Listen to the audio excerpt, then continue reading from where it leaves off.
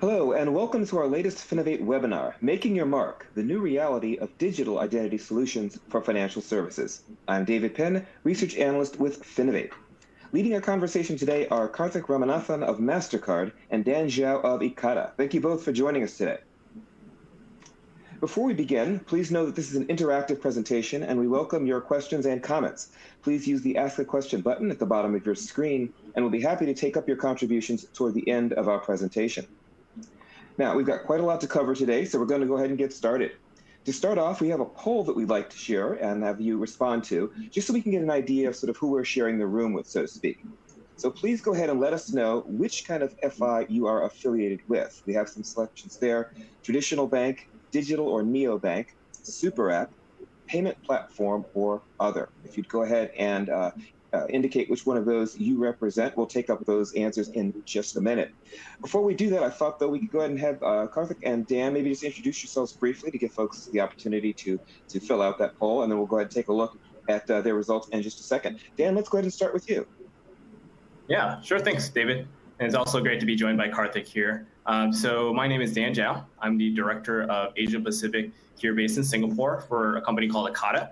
We're actually one of the recent acquisitions for Mastercard's Cyber and Intelligence Division. And those of you who aren't familiar, we're a global identity verification company that is focused on helping digital financial services companies with smoothly onboarding and passively authenticating customers, usually those in the thin file or unbanked and underbanked population, which we'll talk about today. And for me, I've been at Ekata for the last 4 years, helping a number of our enterprise-grade customers, whether they're in the mid-market segment or enterprise, across 3 different continents, to really grow their presence with using identity data to help not only make the process smoother for digital consumers, but also safer against fraud. Fantastic. And Karthik, yourself. Thank you, David. It's great to be here. My name is Karthik. I'm based in Singapore as well. I'm with Mastercard, and I head up a product vertical called Cyber and Intelligence Solutions. Our team basically focuses on keeping the transactions in Mastercard safe and secure. So it's about the tools that our partners, issuers, merchants, acquirers, everybody uses to verify that the transactions coming on the network are correct, is the right customer making the right kind of transactions. So one of the biggest parts of our business is obviously on authentication and identity verification. And it's part of the reason why we're interested in Ekata as a company, and which we acquired recently. But overall, one of the larger plays in the identity solutions ecosystem is digital identity, which is also a topic of conversation today. So I think it's going to be a very interesting conversation. Yes, we're definitely looking forward to it. Again, we've got so much to cover, so much talk about digital identity these days for a variety of reasons. Certainly just the digital transformation that's been sweeping the globe for a variety of reasons, COVID, the refugees, things like that. A whole lot of issues with financial inclusion and ways that digital identity plays a key role in all of that. And really looking forward to that conversation that we're going to have. Let's go ahead and see. It looks like some of the poll results have started to come in. So let's go ahead and take a peek just so we get an idea again of who we are sharing the room with. And it looks like we've got a nice variety, actually, across the board of payment platform representatives and traditional and neobanks sort of neck and neck, which is kind of fun to see, given that those entities are sort of battling it out right now in that space. So fantastic. Very much glad to have you with us. So thank you for participating in that poll. Now that we've got you poll warmed up, there will be a second poll coming a little later. And stay tuned for that. We'd like to get your participation in that one as well. But let's go ahead and get started with our conversation. And Karthik, we'll return to you. We're talking about digital identity. What are we talking about when we talk about digital identity? What is it and why is it important? Yeah, so David, if you look at our life today, we spend a significant portion of it online. In fact, one thing that's probably happened in the last year and a half is because of COVID, more things have actually shifted online, and we are reliant on being able to prove who we are in the online world to be able to get services and buy products. Now, in the traditional world, it was very easy. We used to walk around with a piece of identification, and the person would need to verify the identity if that's what is required. In the case of digital identity, we're talking about a mosaic. We're talking about a mosaic of various characteristics about the person that can be presented with digital in the digital world, but what we call with high fidelity, right? And I'll come back to this high fidelity in a minute. But just in terms of what factors could be presented as part of digital identity, it could be the basics. It could be name, date of birth, address, email, phone number. These are probably what we use on a day-to-day basis. It could also be other attributes, like, for example, biometrics. or the fact that it's a particular passport number or a driving license number. In some cases, the more interesting factors are where you bring in other aspects of your life. For example, the fact that I work in a company, or I work in the fintech industry, or the fact that somebody is a doctor, right? And also, for example, the fact that I work for X number of years in a particular company, or that I'm resident in Singapore as a city. All those are factors about me today that I'll actually struggle to establish digitally, right? And there are many use cases where people want to know this. And I'll give you a real life example. If you want to book a room in, let's say, Airbnb, right? Somebody is going to let out the house to you, and they want to obviously make sure that they know who it is. And it's Airbnb's responsibility to check who the person is. And when I registered for Airbnb, this is about 4 or 5 years ago, they actually wanted every piece of information I could give them, because that is the only way they could verify it. They wanted my LinkedIn profile, they wanted my Facebook profile. They looked at everything and they said, okay, it looks like it's probably Karthik, and I'm going to register them on Airbnb. But there is no real good way of only allowing Airbnb to say what I wanted them to see, and for them to get convinced that it's actually Karthik. So both sides were left with this uneasy feeling that we probably don't know enough, or we shared too much, right? So that's basically where the digital ID infrastructure comes along. Very, very interesting. I love the point that you brought up about social media, and the way that perhaps for folks who are still trying to get their heads wrapped around digital ID, how that can sort of sensitize them, because people certainly have the idea now of offering a Facebook identity for a certain purpose. Or you mentioned LinkedIn as a very good example, as a way of helping people understand, on the one hand, different sources of information that different entities you deal with might want, but the challenge that you meant that at the same time, you don't necessarily want to give someone the entire phone book, so to speak. You just want to give them those aspects of yourself that happen to be available on LinkedIn, and how digital ID really helps solve some of those issues. Yeah, absolutely. And I think the most interesting part of digital ID is not that you have a collage of information available on social media because you're active on it. It's the fact that there really is no check on the fact that it's actually David who's creating the LinkedIn profile, or David whose Facebook ID it is. It is relatively easy for me to sit here in Singapore and create a David Penn lookalike LinkedIn profile and start being David Penn. And that's basically where the challenge with digital ID comes in that it needs to be an ecosystem where it's only the person who's able to present it with a level of certainty that the person presenting it actually owns the ID that they're talking about. That is actually Karthik Ramanathan who's presenting the name, date of birth of Karthik Ramanathan. I can take it at face value. I think that requires a system. And if you were to look at it in a slightly different way, this is what happens in the payment industry today. When I travel, let's say, to Mexico, and I'm using my card, the merchant doesn't know me from Adam, but what they know is that this person using this card has a bank account or a line of credit with a financial institution, which will make sure that the merchant gets paid. And therefore, they trust me, but being able to make a purchase at a particular place. It's a network that is being brought together where two completely unrelated people can bring in the factor of trust. And again, it again goes back to that one single word. In the online world, it's all about how can you establish trust in who's presenting the credentials, trust in who is verifying the credentials. Solving for that is probably the most important part of digital identity. Absolutely, absolutely. And I think maybe it might be a good opportunity to talk more about some of the aspects or principles of the digital identity, some of the things that go into it. You mentioned trust, which maybe sort of serves as an overarching feature that must be addressed. But looking at some of the aspects within that might be something that'd be worthwhile as well.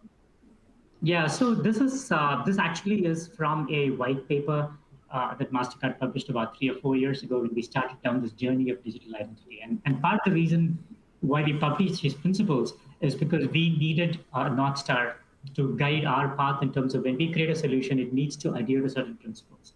I'm not going to go through each one of them. In fact, I would recommend everybody to take a look at this digital white paper. It's on the Mastercard website. You can just search for digital ID white paper Mastercard. You should be able to get the link. It's a very interesting document. But in this particular slide, we've talked about a few things that are probably very critical, because when you talk about identity, everybody is very scared about what does it actually mean? Am I giving my identity over to somebody for safekeeping? What if they get hacked? Am I sharing too much? How do I control once I've shared my identity? Or do I have control over it? Those are basically what we talk about in the principles of digital ID. For example, ownership. we say that the ownership of digital ID remains with the person whose ID it is, which effectively means that you have the right to delete your digital ID if you don't want it, right? For example, consent. Digital ID cannot be used without the person consenting to its use for the particular use case. So in the example that I took, if I want to prove to Airbnb it is me, I consent to Airbnb getting some piece of information about me, but I'm not comfortable with every entity in the world being able to access the data without me giving the go-ahead for it, right? Similarly, for choice, it cannot be a monopoly entity of one single entity providing digital ID services to the entire world. We believe that this will be an industry, and there needs to be a choice of who the customer trusts to be able to present their identity. It could be a bank that they bank with, who they have trust with, or could be telcos, could be any number of entities, but we want to make sure that there's trust for the consumer. And then finally, I think it all comes down to the one on the left, bottom left, transparency. Customers need to know what they're signing up for. And then making the entire process transparent about what's going to happen when they register for a digital ID, what happens when they use digital ID, what do they get in return, and how are things safe, right? That becomes an extremely interesting principle that we build digital ID around. And the last thing that I want to touch upon is we are very wary of putting everything into a centralized database. This probably is one of the most sensitive parts of digital identity that people don't want the creation of a honeypot. So what we also try and do is at the edge, federated digital identity, where we effectively play the role of getting things together. So take the example of me spending in Mexico again. It is not that there is one single entity which knows everything about what people have in their bank accounts. It is completely federated. It's up to the individual institutions where you have your account to have that information. All that the systems do is transfer the information to say, hey, is this person good enough for $20? And the answer comes back, yes, I will pay you $20. That is the only information the merchant needs. That follows the principle of not having a honeypot, having only the level of information that needs to be passed around to the merchant, et cetera, et cetera. So at some level, we see a lot of similarities between how we've created a network of financial payments and how this effectively is a network for digital identities where a lot of principles are the same, but the benchmark, the baseline for trust is even higher when it comes to identity than it comes to payments. Absolutely, absolutely. One of the things that I find really fascinating and perhaps challenging about the topic of digital identity, we think of professional people, for example, people who might have quite a few tracks. We mentioned again the example of LinkedIn and have patterns that can be used to create digital identities. But I would imagine at the same time there are folks who don't necessarily have some of those attributes or have very few of those attributes. And I'm wondering, how do we ensure that those folks are also able to take advantage of some of the opportunities that digital identity provides? You think of someone maybe who needs to make a financial transaction but doesn't have their photo ID, and we think of all of the sort of troubles that can cause a person. So I'm really starting to be curious about that aspect of it. Is digital identity something that's going to be accessible for everyone who needs it? So David, that's a great question. I don't know if we have an exact answer to that in this particular time, but all data indicates that about 1 billion people in the world who don't have what is called a fundamental ID, right? So for me to create a digital ID, I'm creating it on the basis of a government-issued document in the first place. Could be a driving license, could be a passport, could be a national ID. Any of those things establishes me as the person that I am, which has my date of birth or some other attributes indicated, right? A lot of people don't have such a document. Now, those are the people who are what I call digitally excluded, right? And as we work in various markets, what we come to realize as we talk about payments, as we talk about financial inclusion, one of the most fundamental layers ends up being the ability to have this identity document, right? We are working with MAs in Singapore, and they actually created, they work with us to create a white paper on the 4 fundamental pillars of a digital infrastructure. And one of the key pillars was digital identity, because without the digital identity pillar being satisfied, it's very difficult to establish how a person without any ID is going to start opening a bank account and have an inclusion into the financial ecosystem in the first place, right? So one of the principles that we laid out in the financial inclusion is that it should be accessible to everyone. But what it cannot solve for, to be honest, is if the person doesn't have a fundamental ID, we still need to create that fundamental ID in every market before they can translate that into a digital ID. And I think that's being seen by various countries in the last, I would say, 4 or 5 years as a significant priority. For example, India created the Aadhaar ecosystem to primarily solve for it. And I know of various other countries that are in various stages of implementing similar systems of providing the foundational ID to its citizens so that they can start participating both in the financial ecosystem and in the digital ID ecosystem. Absolutely. Very, very interesting point. And I remember, Dan, in your introduction, you talked a little bit about some of your experience in particular with some of these challenged populations, whether they are it's sometimes referred to as thin file, whether they're young and simply just haven't had the life experience that will start to generate some of these sort of traits that can be used for identity formation. I wonder perhaps if we could talk a little bit about these populations in particular. Yeah, no, for sure, David. And thanks so much, Karthik, for giving us a landscape and a quick 101 about digital identity. It's definitely a very important and very complex topic. And it's one, like you mentioned, that's super important for people all around the world, especially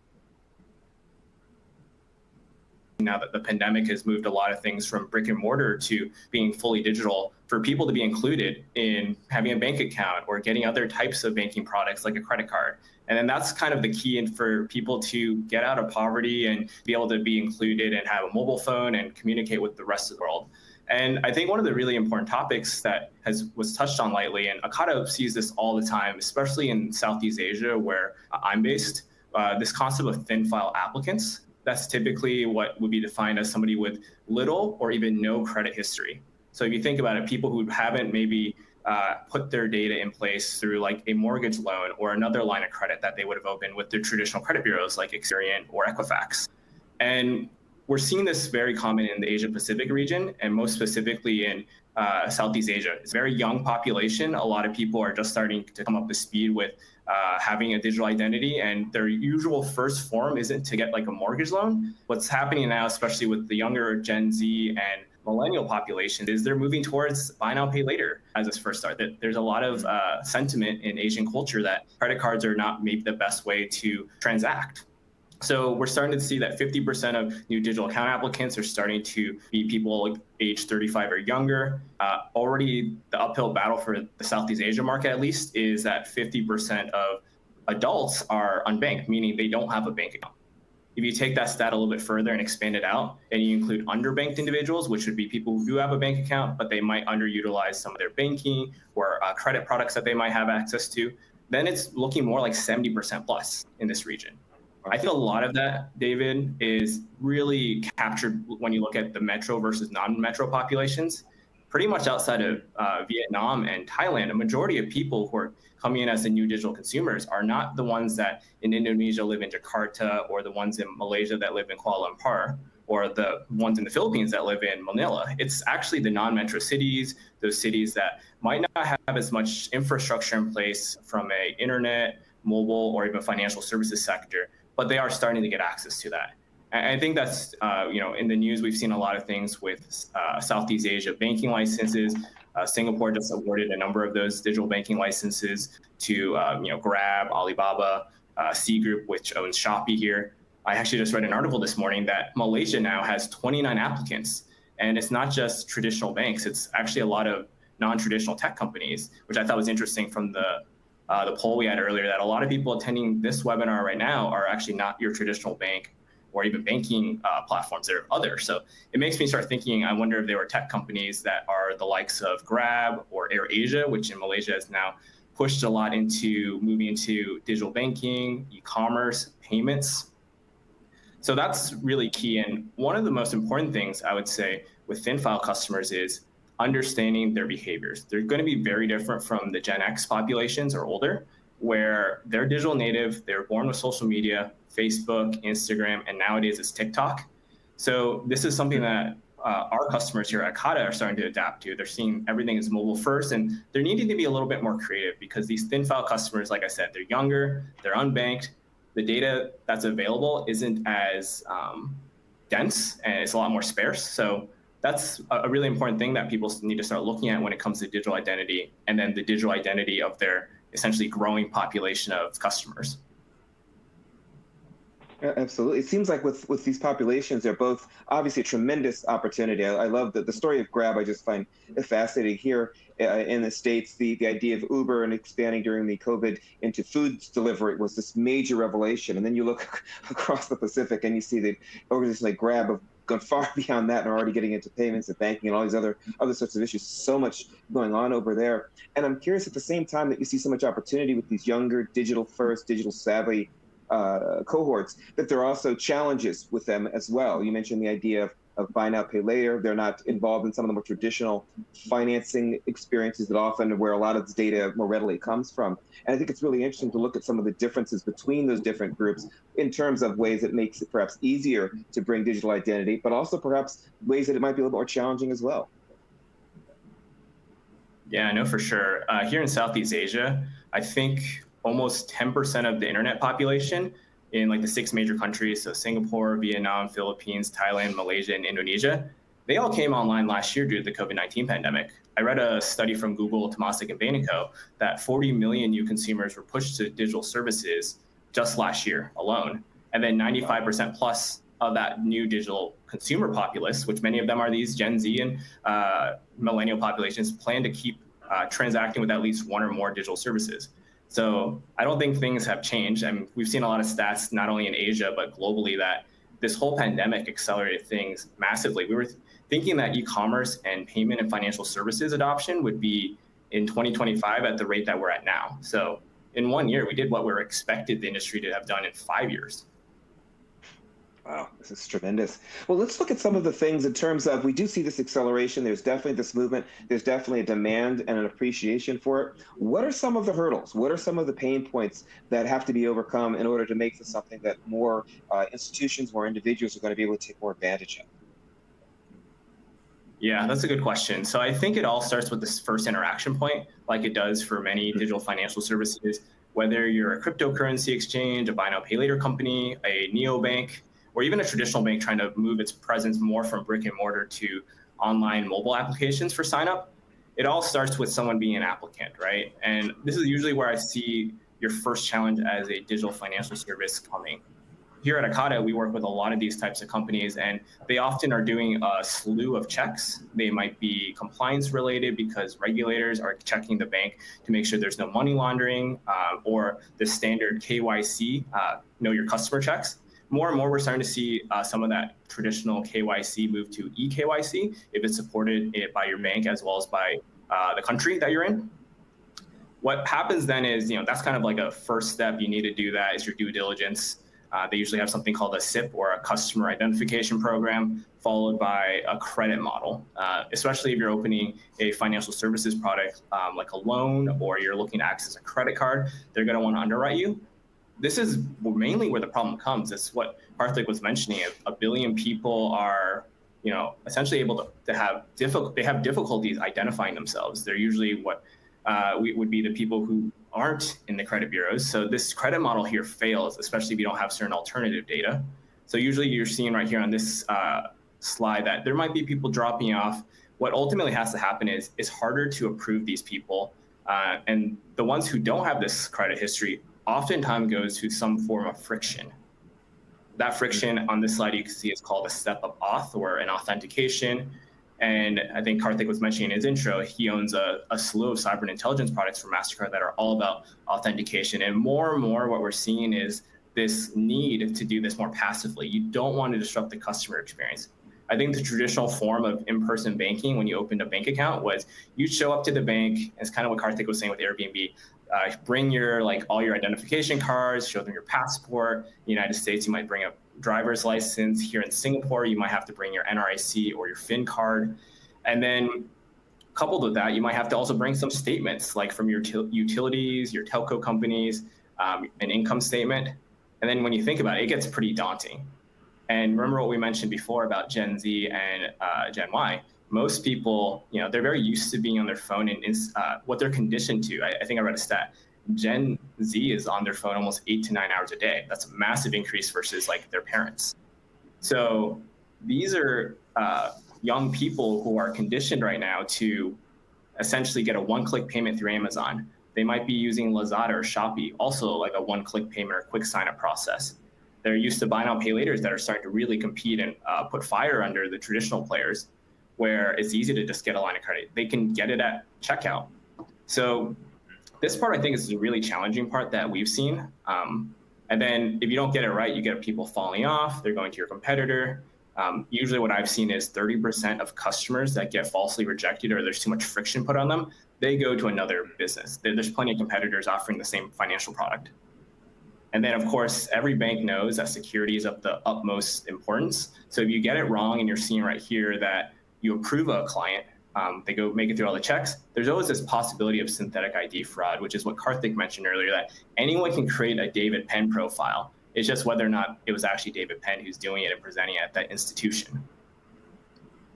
Absolutely, absolutely. It's definitely a major challenge. I like the idea that you mentioned about the idea of having a lot of alternatives out there, that folks increasingly, again, we look about sort of the opportunities and challenges. On the one hand, the opportunity says, great, everybody rushes, but it also makes that attention span and that willingness to be patient also sometimes shrinks. And the second that there's friction that starts to emerge, that can be a major issue. Karthik, Dan had mentioned you a couple of times in some of the points that you brought up. I wondered if maybe you could share some of your thoughts again on some of these pain points and some of the challenges and how we overcome them. I think Dan made a lot of absolutely valid points, and I spent a lot of my time, a lot of my experiences are actually with traditional banks. And one of the more interesting challenges when it comes to thin file customers is you got to take a view on the credit risk, but thin files also typically end up also being high on fraud risk, right? So as long as there's a way for you to assess credit risk and be able to say, I will give smaller amounts and I'll give it to the right end users, that's one way to solve with credit.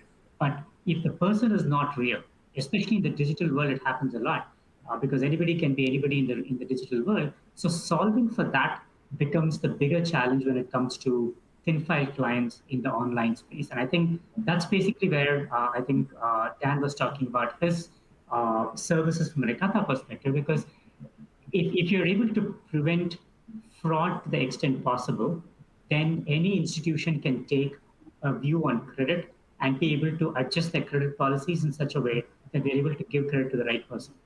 And that way you get a lot more people financially included. They enter the proper financial industry and they become regular customers after that point of time. But if most of the applications that you see, you're worried about fraud risk, you can't do that without bias. And I think that's basically one of the biggest challenges that I've seen. And second, one of the bigger challenges that we've seen in the last 5-6 years, it was even okay when people were mostly on websites on a browser. When it comes to app environments, people just hate friction. They want everything to be inbuilt as part of the process, and they want the experience. So if I get into, let's say, an Uber for a car ride, the experience of me taking the Uber cab ride cannot be very different from how I make the payment or how I verify myself to Uber. And I think that's a fairly high benchmark when it comes to authenticating a person digitally with the least amount of friction. And we've seen multiple parts of this ecosystem come alive. For example, Ekata has one particular way of verifying that the person who says who they are is actually the right person. We also had another company that we acquired about 4 or 5 years ago called New Data, which operates from a slightly different perspective. It is more based on device intelligence and behavior intelligence, which is based on the person behind the device and then saying, okay, have we seen this person before? Have we seen this IP and device ID before? Have we seen the person, the way they've operated this particular device? Does it seem natural, or is it more like somebody is having a bot attack trying to open accounts in an automated way? So it looks at a very different way of identifying fraud. Ekata kind of complements it. They're looking at a different kind of fraud. And I think that is a necessity for the industry, that you keep adding as many signals as you can to make sure you're able to weed out the fraudulent customers who are trying to get into the system, so to keep the process clean and you're able to get more customers onboarded, more customers given the right products they deserve. Absolutely, and I think it's a great point that you underscore the challenge of fraud. We don't always like to talk about it, but it's one of those things that we just have to be aware of. You mentioned again at the outset the idea of trust, and obvious the way that fraud can undermine that. There's obviously expenses involved, but even with the issue of friction, if you have issues of false positives because you don't have a very effective anti-fraud regime that's overly aggressive, and all of a sudden people who should be getting access to certain things find that they can't get access to those things. Not only does that create the fiction, but it really dismantles that trust as well. And it's definitely one of the things that when we're talking about digital identity really has to be right there as part of that conversation, as well. I know, Dan, there were some other questions. Some questions that come up talking about some of the different ways that digital identity can be taken care of. You mentioned some of the device verification, things like that. I know some of the questions had come in. I did want to make a point on that if folks did have questions, we did have a few questions come in. I can notice a few of them popping up in our chat there. If you do have questions for either Karthik, Dan, or for both, please do go ahead and send them to us or comment inside of your own experience. Again, we have so many folks from different financial institutions. If you have an experience that sort of shines a little bit of light on some of these topics that we've been talking about, please, we'd love to hear some of your thoughts as well as any questions that you might have as well. Dan, did you want to address the other poll that we were talking about? Some of the other questions that you wanted to present. Yeah, actually, I'm quite curious with the audience that we have in attendance. You know, like Karthik was mentioning, you don't want to turn up the friction too much, and then you see people drop off. We're seeing different things throughout the industry, but the poll we have is asking what percentage of applications, essentially new account registrations coming to your institution, whether you're a payments company or a super app or even a traditional neobank, like what percentage of those are you seeing fall off during that onboarding process? Anywhere from less than 10% of those? Is it 10 to 20%? Is it somewhere more in the 21 to 40%? Or are you seeing something that's greater than 40% of your applications falling off? And it could be due to a number of reasons. So it could be due to fraud risk checks not being passed, credit risk checks not being passed, or they're not making it through the KYC AML compliance checks. So we'll leave some time for some folks here to answer. I think I'm kind of curious.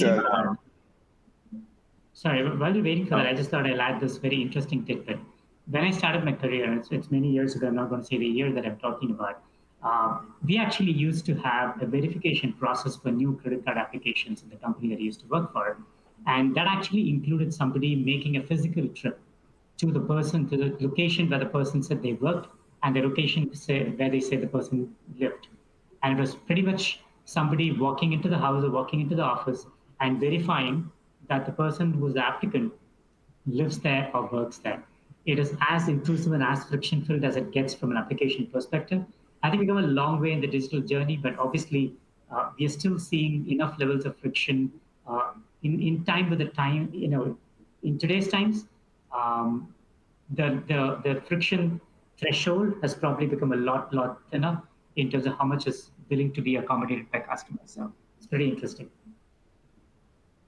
Absolutely. Yeah, absolutely. One of the things that you mentioned that just caught my eye is that expectation syndrome. It's one thing to have a certain friction-free experience with the Uber, with a cab ride, but then you're going to have that same level of expectation with your other digital experiences, even if the actual engagement is far more sophisticated, that you're going to expect your bank to move as quickly as an Uber, even though the things that you do with a bank are far more sophisticated what's going to happen in an Uber, but you as the customer don't necessarily care. You want that same level of speed, that same level of friction-free activity. And it just, the bar and the height of that bar that gets raised for financial services relative to everything else, it just seems to be such a challenge for them to have to keep up with things that really don't have to do anywhere near the sort of hurdling and pain point obfuscation that financial services does. Yeah, and I think one comment I have to make on that is I feel like there needs to be a balance, because you don't want to have a banking onboarding process that is so frictionless where someone might feel a little bit strange not putting too much information, and then you might think it's not a very secure institution to bank with. One of the things I thought was interesting that Karthik mentioned with how people used to go to your place of work and verify you in person is when I first moved to Singapore, which is a very digitally advanced place, as an expat. So I had to get my foreigner identification number and had to do a lot of things to get set up about a year and a half ago when I moved here. I won't name the institution that I was banking with. And I still ultimately went with this institution, but I tried signing up with them online. And this was prior to the pandemic really picking up. But I filled it out, all my personal information, uploaded some documents, had some proof of my income before I set up my checking account with them. And then they finished up the whole process and said, thanks, Dan, but can you please go to one of our branches? And that was, lucky for them. I still went and did it. But yeah, I just thought that was kind of an interesting personal experience I had, where I feel like this is something that scales, where if you have that happening, you're watching thousands of people, especially in that younger demographic, saying, well, this is kind of a bad experience. Can I just open a new tab on Google Chrome and try the next bank or open something on my app, right? Absolutely. Absolutely. Yeah. Maybe take a look now at, okay, wow. Yeah. Pretty good numbers overall. I think most people, half of the people who filled it out were seeing less than 10% being abandoned, which is good. I actually thought we'd be more in the middle 10 to 40% range. But there are still 25% of people who have more than 40% in the banking space. Yeah, I don't know. I think it's very difficult to even measure the friction that used to exist at that point of time, but there's also a lot less choice for consumers to go through. What is surprising to me is there are 25% of those who actually said more than 40% of their applications are abandoned. That's just a 1:2 ratio by the time you onboard a customer to the number of people who actually found you and wanted to get services from you. That's quite scary. Yeah, I agree. Pretty scary to see that your marketing team is doing, a lot of campaigns and spending quite a bit to get the customer to finally to the door of the mobile app or the website. And then, 4 out of 10 drop off, right? So, yeah, definitely. Well, let's talk a little bit more about that process. You talked to Dan about your own very personal experience in terms of account opening and things like that, and the seamless experience of opening a digital bank account. I thought maybe we could go ahead and move toward that, talking a little bit more specifically about that process. Yeah, for sure. I mean, what I think is kind of interesting is this whole experience about opening a digital account. There's a lot of things that have to happen. I think we outlined a few of the problems. Digital identity is complex, it's necessary, it's something that still needs to include more people. One thing I think Karthik hadn't had a chance to mention, but since Ekata got acquired by Mastercard a couple months ago, one thing that got me super excited by that acquisition was that very impactful mission that Mastercard has right now to bring 1 billion new people to the digital economy in the next 5 years. So to do that, there's a lot of things you have to address. You have to address fraud. You have to address all the other types of risk. You have to address friction and onboarding. And maybe Karthik can start off talking about the Mastercard acquisition strategy, the Mastercard internal cyber intelligence solutions, and then how everything complements each other when you think about that holistic strategy. Sure. Let me actually get started with what you're seeing on the slide. I talked a bit about NuData as one of the companies that we acquired earlier on. And NuData is a company that does the first bucket here, for example, which is called behavioral analytics, right? It's a very up and coming area. It talks about the fact that if you look at how you identify yourself, it's about what you know, which used to be a password, or what you have, which is basically about you having a cell phone and therefore you get an OTP on it.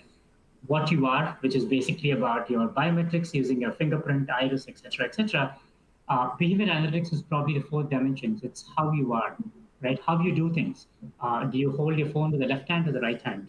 How much pressure do you put on the screen, right? How many errors do you make while typing? Those are things that are very different from person to person, and also very different from a person doing it to a bot doing it, a synthetic a computer trying to pose as an individual. So when you have that kind of analytics tools, you're able to do a couple of things very quickly. One is obviously, if you know the person's history, you're able to provide a fantastic experience. That goes without saying.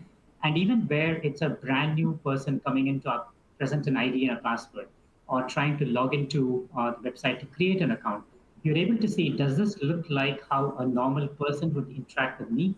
Or does it look like it's actually a mobile farm or a computer farm where somebody is creating synthetic IDs, right? So those become a pretty important part of where we started this process.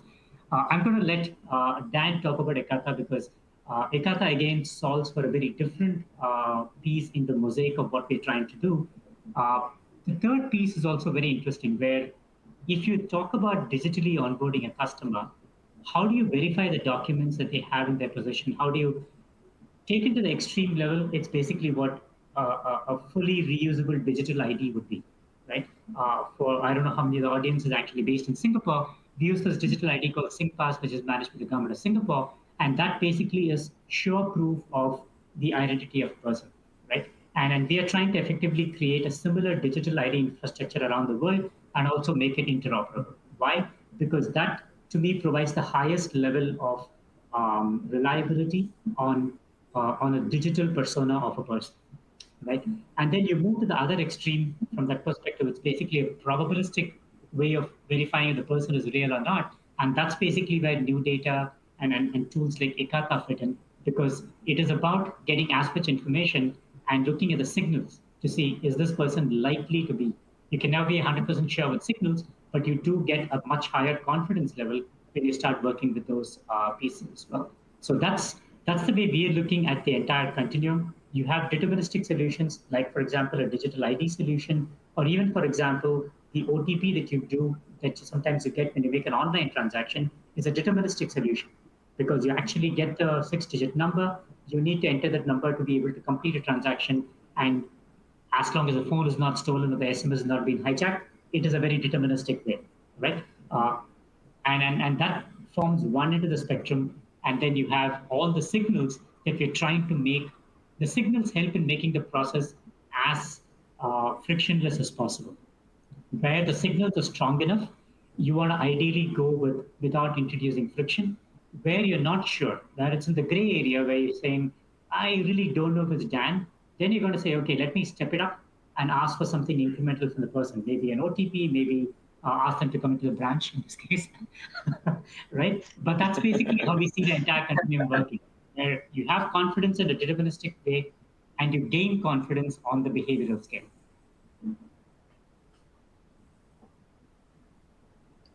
Yeah, it's kind of interesting, Karthik, that you use the term probabilistic and deterministic. I think that's just starting to get some adoption in the digital financial services space right now, because I think how banks usually thought about it before was they would think about things very deterministically.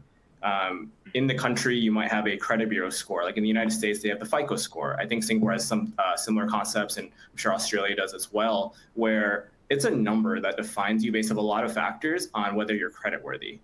And I think a lot of what that became, at least 20 years ago, was that type of credit risk check would almost serve as a substitute for fraud risk checks. And that was very deterministic. It's this or that. But we've now learned, especially with thin file customers, this Gen Z and Gen Y population that's growing in spending power and market share for the customers that need to be onboarded, that deterministic isn't really enough. You need a lot more probabilistic checks. You need alternative data assessments. And for Ekata, like the piece that we're really excited to be complementing Mastercard on is really looking at the identity data that is commonly used by consumers across different verticals and cross-border. So that's, I use my phone number, email address, and name across a number of places to sign up for an Uber account or a Grab here in Singapore, or to sign up for a buy now, pay later service like an Afterpay, or even for digital banking or other e-commerce types of transactions. And that's what we're focused on here at Ekata. There's a lot of things you can do with us, or even with other solutions. You might build parts of it in-house, like the data sourcing piece. But the fundamental question you're really trying to answer to ensure a seamless experience, especially with new data in Ekata, is can you passively authenticate? Is there a way that I can do a probabilistic risk assessment? Like, I don't really necessarily care that this is definitely Karthik Ramanathan signing up with my institution, but I want to know that it looks like a Karthik Ramanathan that is low fraud risk.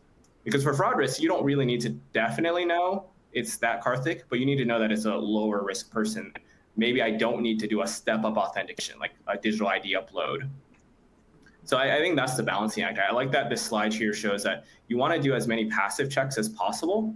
And then based off of that risk assessment, you might bring in some more deterministic checks to really secure the experience, prevent fraud. And you can bring in Finicity here as well, which does more of a credit decisioning in North America. It might roll out in other markets here, Mastercard too. So I think the big takeaway is there's no one size fits all. It's about being layered with the number of solutions you use that are appropriate for your own business. Absolutely, absolutely. I want to go ahead and move to some of the questions that come in, because some of the things that you're talking about actually I think touch on some of them fairly directly. One I just wanted to just take, because it was sort of maybe just a quick just definitional question. I want to make sure folks were all on the same page. There was one person had a question about the difference between metro and non-metro, and I know Dan, you'd used that as a designation in one of the poll results, I think it was. And I was wondering if maybe you could just go ahead and just sort of define that, just so that we're sure everybody understands what you meant there. Yeah, yeah. So metro would be just short for metropolitan. So it's larger cities. You just think about it as like the largest, most concentrated cityscapes in any country. So Jakarta would be a metropolitan area for Indonesia, Sydney for Australia. So non-metro would be people who are more suburban or living in rural areas. Excellent. Yeah, I thought that was the case. I just wanted to make sure that question had come in, and I just wanted to make sure that was clear for all the different contexts involved. I wanted to go ahead and take a look again at some of these questions. And again, if you do have a question for us, we do have quite a few that are lined up. So definitely go ahead and send us your question or comment again based on your own experience. One of the questions I want to ask you, Dan, you talked about some of the different solutions that are available through Ekata, and I want to talk just a little about the difficulty of integrating, or lack thereof, of integrating a solution like Ekata. What sort of process is involved, and the scalability issue. What happens with a company that starts with Ekata, but then they start to grow, things start to get good? Can Ekata grow with the company? Yeah, I think the biggest technology trend, not just for Ekata, but for all digital identity providers, is becoming more modular. So we're an API-based solution, for example, meaning it's a single API to code to for a global identity verification. So if you need to verify someone's phone number, address, email, IP address, and name in Singapore or Australia, or even in other emerging markets like Indonesia or Brazil, we're a single point integration. I think that's becoming really common in industry, because gone are the days where people are trying to have like a single API for different data points. It's really difficult to scale, right? Think about travel companies that need to, like Airbnb, Karthik's example. They can't integrate to multiple different APIs. It's a lot harder to maintain. They have to constantly do version updates. So for us, on Ekata, like we have a single point of integration that's very seamless, and it's something that scales super well with a business, whether they're going to a new market or they're launching a new product. We're seeing more and more now. Our customers that were using us, let's say for traditional e-commerce retail, are launching buy now, pay later solutions. And they can use the same solution that was verifying the identity in retail as they are for this financial service with buy now, pay later. Very good. Another question that came in, I think this also goes to the heart of questions that we hear constantly from companies, and that has to do with the determining whether or not you want to develop an in-house fraud detection infrastructure, or whether or not partnering with a third-party provider is the way to go. How do companies decide which is the correct move for them? And Karthik or Dan, we'd love to take that one. So there's a great question, David, and I think is something that we constantly talk to banks about and acquirers about when we talk about our own fraud products. I think it comes down to two things. Who has, so one is about the tools, right? What kind of technology can you use? Do you use artificial intelligence, machine learning? Can you make the tool to be as cutting edge as possible? But the second and probably more relevant factor is who has the data, right? Who has the ability to be able to look at the underlying data to identify what looks anomalous and what looks like a fraud. And I think that basically becomes a big factor in deciding whether you should be going in for your own solution or whether you should be looking at renting or using somebody else's solution. And in many cases, the answer actually happens to be right in the middle, which is where you have some capabilities, where, for example, in the case of banking, they have a lot of information about their existing clients. What they don't have information is about transactions that are happening in the world today. Therefore, we look at transaction level trends. They look at the customer level trends. One is the depth, one is the breadth. You put the two things together, you have a fairly good view of what's happening with that customer. So that's in terms of transactions. More in terms of thin file versus thick file, I think the question becomes a little easier to answer, because a lot of the power of fraud detection in thin files is typically because of industry information. They are a thin file because nobody knows much about them. And as an institution, it is unlikely that you're going to know more about them at that point of time. But what could be happening is that, let's take the example of new data, for example. Right?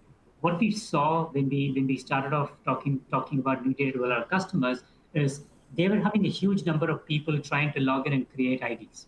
Okay, but when we actually ran a pilot, we realized that half of them were actually trying to create synthetic IDs. Could be, for example, to potentially open a bank account fraudulently. That was rare, but more importantly, people are trying to do account takeovers, or people are trying to do coupon scheming, coupon gaming, right? You open a new account every other day and you get the first transaction $20 off. That's a pretty decent thing to try, right? But what we realized was that it was the same set of people who were trying these techniques, right? For the majority of companies, 99% of your customers are regular customers. The real gamers are the 1% who are trying to go around creating, mobile farms or synthetic ID creation factories. And if you're able to see that the same mobile device was used in creating synthetic IDs for another company, you're good enough to go ahead and drop that person off from the potential customer list, right? So the power of, and at some level, it's a power of the community coming together to say, we've seen this particular profile before. It is not a good profile. It is very, very important in being able to beat out thin file fraud. And I think, again, I'm going to let Dan talk to this, but I think Ekata also has a similar view in that it takes collective intelligence and tries to prevent the same person gaming the system over and over again. Over to you, Dan.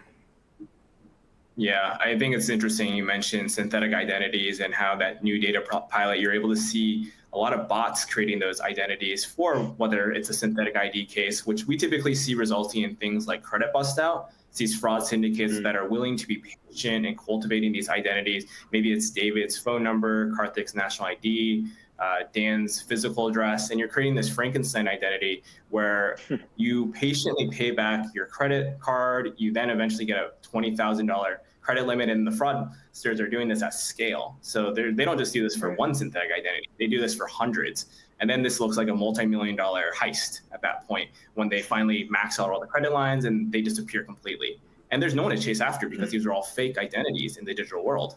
So it's really important to be able to have a lot of probabilistic solutions that can look to see, is there something that would hint that this is a synthetic identity being created? Ekata's view on it is that we look at authoritative data that can help us link together Karthik Ramanathan to a phone number. That same Karthik Ramanathan is the same one that also owns this email address and then the one that lives at this physical address.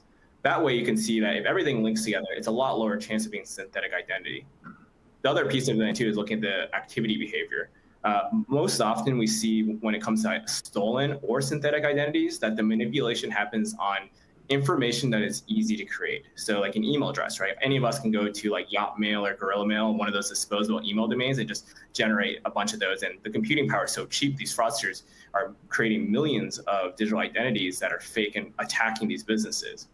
The same thing is true here in Southeast Asia, where, for example, if I went to Indonesia right now, I could go buy a prepaid phone number off the side of a corner shop.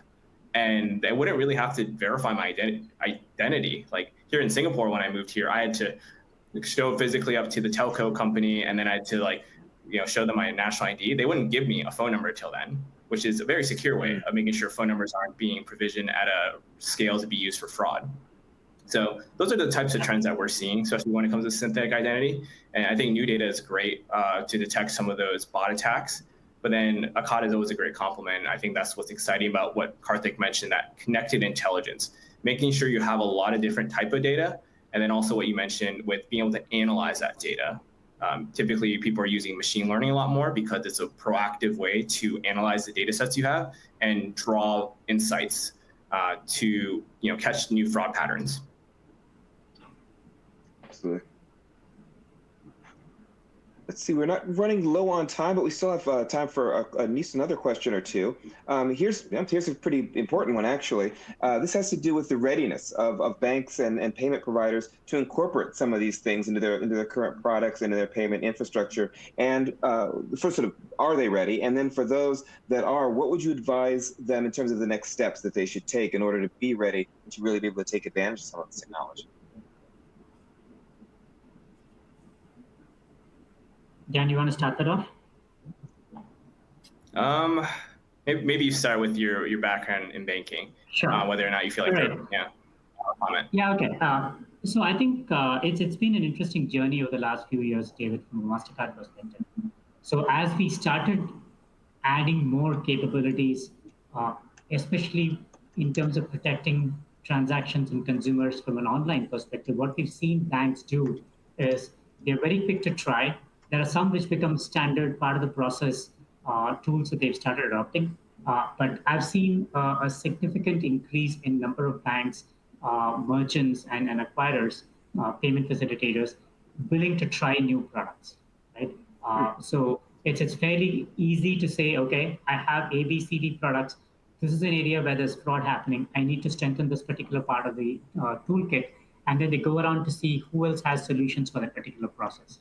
Now, the challenge that I've typically seen is it is usually not intuitive to see what kind of a product can actually solve that problem. So what they actually come out with is specific problem statements to say, this is exactly the kind of fraud that I'm seeing. And then we go back and see, okay, what kind of solutions can fix it? It could be new data, could be Ekata, could just be simple, plain old authentication, could be any one of a number of factors. And then we go back and say, does this look like it can solve the problem? And we quickly move on to a proof of concept or a trial, and then basically it becomes part of their entire infrastructure. I think the one thing that I can confidently say, with online fraud and cybersecurity becoming the most important problem from a payment fraud perspective, the openness of banks to look at digital products, to look at more gating services along the entire course of a transaction, and to Dan's point, being able to look at probabilistic ways of managing the situation than looking at a deterministic way. I think those three are, to me, the most important changes that I've seen in terms of the readiness of financial institutions to look at new technologies and adopt new technologies.